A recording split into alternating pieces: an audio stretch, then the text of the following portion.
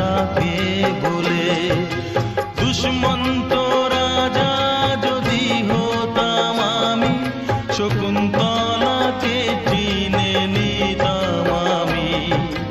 আংটি থাকুক না থাকুক তার আঙুলে, যেতাম না কখনো যে তাকে ভুলে।